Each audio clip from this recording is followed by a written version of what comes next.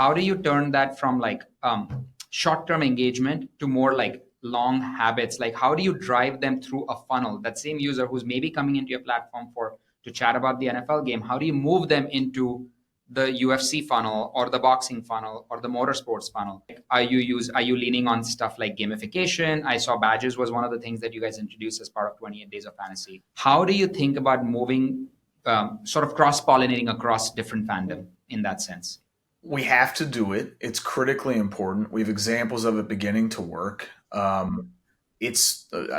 think when I said what the challenge was, that's probably the hardest challenge is how you do that naturally. But we're cross-pollinating through things like, again, daily draws an example. The fantasy feed content is an example. But none of it matters if you don't start with the quality part, which is if you don't engage with the fantasy feed, which, by the way, I think is the coolest thing last month. It's visual. It's awesome. It's fast-paced. You can watch your feed. You can watch all NFL scores. It exists in the sports app in a different way, but it's there. If you engage with that and you love it, well, that will be available in ways that are not just fantasy, and we will make you get there. But me traversing you into other avenues, if it is not hitting was that satisfying? Was that enjoyable? Do I want to come back? Doesn't matter. And so we often are starting with let's drive engagement, figure out if this is resonating. Once we feel good there, it's kind of the daily draw story. I think you guys have done an amazing job of making it a fun experience. I think that's the key part, right? Like if someone comes in and they're having fun, they're going to stay and then you're open to it. I mean, I've worked with so many partners who are so afraid of pushing out a big change or big an update because they're worried about what the community is going to think about it. And I've always believed that fans are discerning, but they also are forgiving if they understand the reason behind why.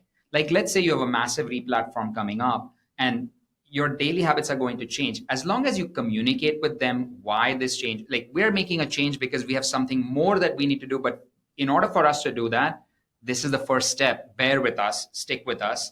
They are so much more forgiving than if you just throw it out there and walk away. And then, then the community really starts going against you.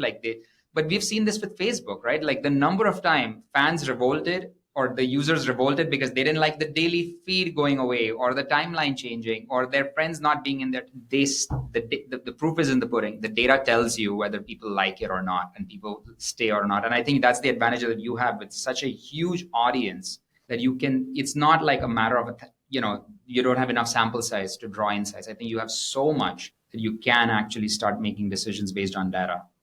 And look, it's not just product. It's all of us in our daily, right? Change is difficult and hard.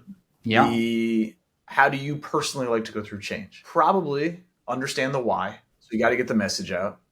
You have to communicate. If you and I have some relationship of some sort and I want some significant change, how am I going to ask you for that? It's tell you what I'm looking for and be honest. Second, listen to you. And that's the data. That's also feedback. When we rolled out, all of our fantasy updates, the head of fantasy sent our users a direct email and said, I want your feedback, and went through every one of the thousands, every single one. And I read many of them, but he read every single one, responded directly to most. And then guess what? You need to prove that you're listening, which that's the speed part. So go back a year to redesigning the fantasy app. We were convicted in where we wanted to be. We expressed that, went through a storytelling, had to tell that story and the why. We heard the feedback. There were plenty of things that were liked and plenty of things that I don't think we nailed. And we addressed the ones that we felt we could and should as quickly as possible before kickoff. And just hey, that person or those people or that company and brand listened and adjusted. That's the important part. If I listen and don't do anything with it, that's a much harder conversation.